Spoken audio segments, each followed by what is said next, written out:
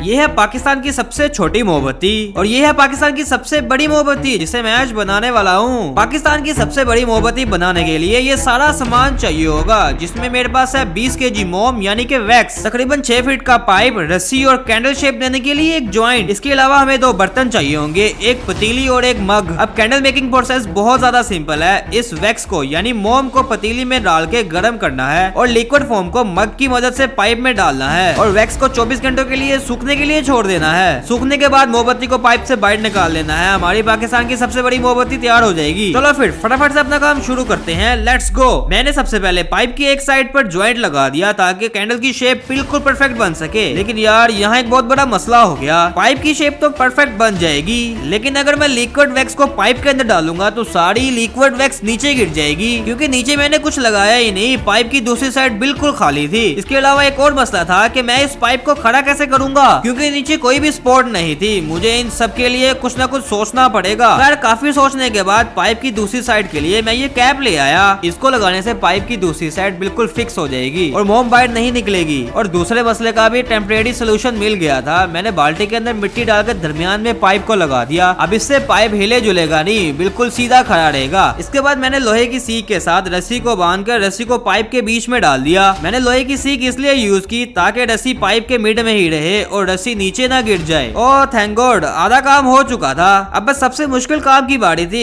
इस वैक्स को काट कर गर्म करना। खैर मैंने अपना काम शुरू किया, मगर यार ये वैक्स बहुत ज्यादा हार्ड थी और छुरी से कटने का नाम नहीं ले रही थी। इसलिए मैंने इसको हमर से तोड़ना शुरू कर दिया। और मजे की बात ये थी कि ये हमर से इजीली टूट भी रही थी। इसको तोड़ते हुए मुझे बहुत ज्यादा डर लग रहा था कि ये अगर गर्म करने से मेल्ट ना हुई तो मोमबत्ती कैसे बनेगी। खैर मैं अपना काम करता रहा, वैक्स तोड़ता रहा और काफी मेहनत के बाद मैंने सारी वैक्स को तोड़ लिया था, जो देखने में कुछ इस तरह की लग रही थी। मैंने वैक्स को पतीली में डालकर गर्म करने के लिए रख दिया और देखते ही देखते वैक्स मेल्ट होना शुरू हो गई, जिसे देखकर मुझे बहुत सुकून मिला। फटाफट से मग की मदद से पाइप को फिल करते हैं। सच बताओ तो मैं बिल्कुल नहीं जानता कि ये मोमबत्ती ठीक बनेगी या नहीं बनेगी, मगर फिर भी मैं सुबह से मेहनत कर रहा हूँ, कोशिश कर रहा हूँ कि ये मोमबत्ती बिल्कुल परफेक्ट बने। और मुझे यकीन है कि मोमबत्ती बिल्कुल परफेक्ट बनेगी, क्योंकि मैं काफी टाइम से मेहनत जो कर रहा हूँ ना। अब आप लोगों का भी फर्ज बनता है कि आप लोग मेरी वीडियो को लाइक करके चैनल को सब्सक्राइब करो, ताकि मुझे इससे थोड़ी सी मोटिवेशन मिल सके। खैर हम वैक्स पिघलाते रहे और पाइप में डालते रहे। देखते ही देखते पाइप भी फुल हो गया, जो देखने में काफी अच्छा लग रहा था। हम काफी खुश हो गए थे कि सब कुछ बहुत अच्छा हो गया। लेकिन यार फिर अचानक से हमारी खुशियों को किसी की नजर लगी और मेरी नजर सीधा मोम पे गिरी, जो ज्वाइंट से नीचे लीक हो रही थी। ऐसा इसलिए हो रहा था क्योंकि जल्दी जल्दी में हमने ज्वाइंट को जोर लगाकर फिट नहीं किया। ज्वाइंट काफी ढीला रह गया, जिस वजह से मोम वहाँ से बाहर निकलने लग गई।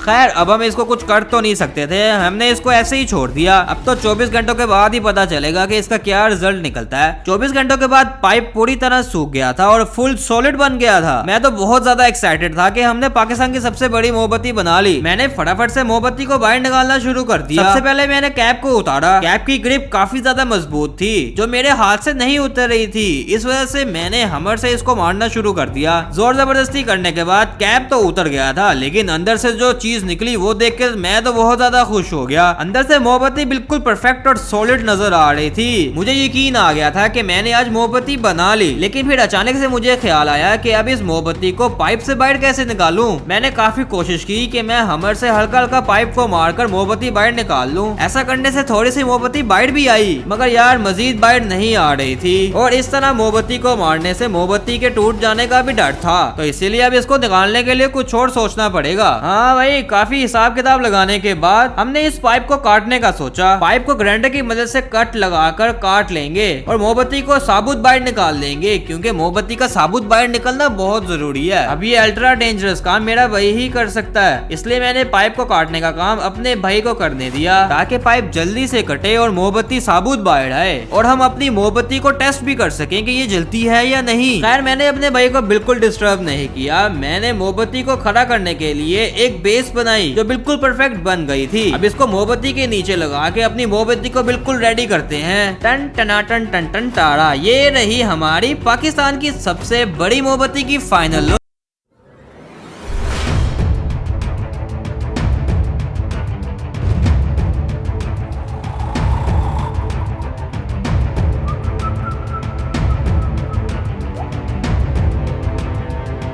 काफी परफेक्ट लग रही थी। अब फटाफट से मोमबत्ती जला के टेस्टिंग करते हैं। मुझे तो बिल्कुल यकीन नहीं आ रहा था कि हमने मोमबत्ती बना ली और वो जल भी रही है। खैर यार, बहुत ज्यादा मेहनत लगी है इस वीडियो को बनाने में, इसलिए प्लीज लाइक कमेंट करके नेक्स्ट वीडियो के लिए मोटिवेट कर देना।